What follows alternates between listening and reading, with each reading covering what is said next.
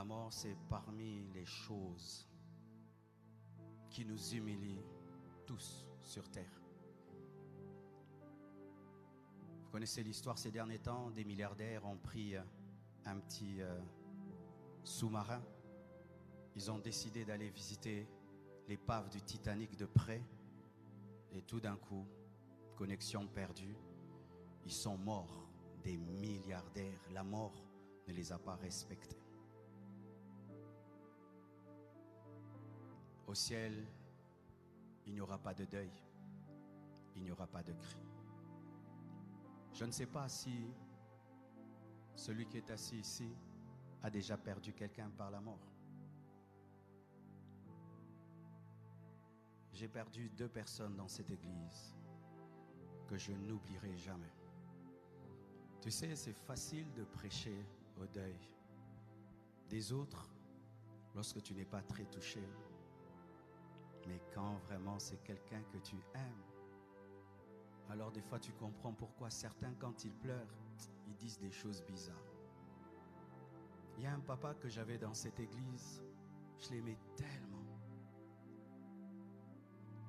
Quand il est venu, on venait de déménager, on était de l'autre côté. Il n'y avait pas beaucoup de papas à l'église. Les gens n'aimaient pas trop prier à la compassion. Les adultes disaient que c'était une église des jeunes.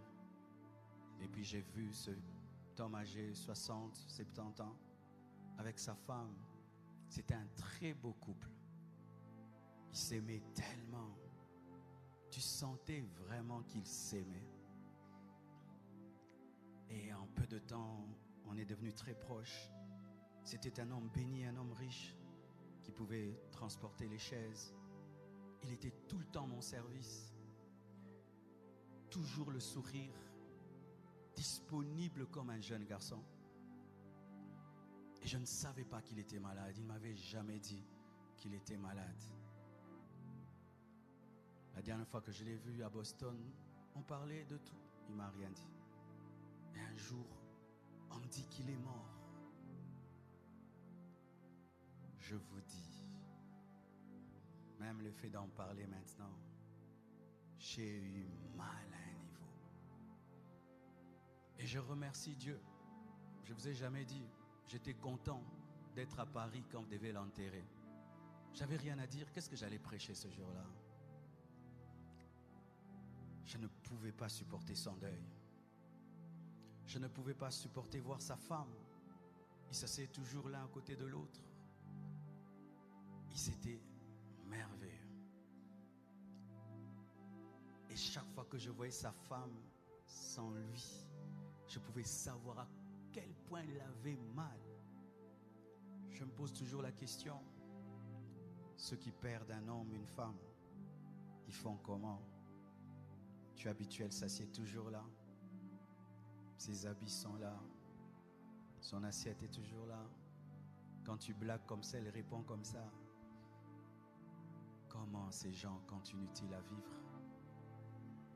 Vous tous qui avez connu une telle chose et qui continuez à être heureux, vous êtes des champions. Vous êtes des champions. Toi qui as perdu ton père, mais tu continues à avoir la joie, tu es un champion. Toi qui as perdu ta mère et tu continues à avoir la joie, tu es un champion.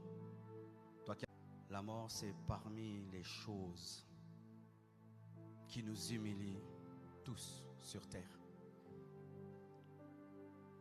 Vous connaissez l'histoire ces derniers temps, des milliardaires ont pris un petit sous-marin.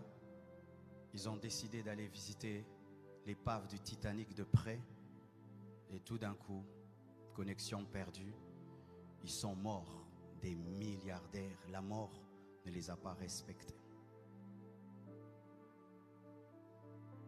Au ciel, il n'y aura pas de deuil, il n'y aura pas de cri. Je ne sais pas si celui qui est assis ici a déjà perdu quelqu'un par la mort.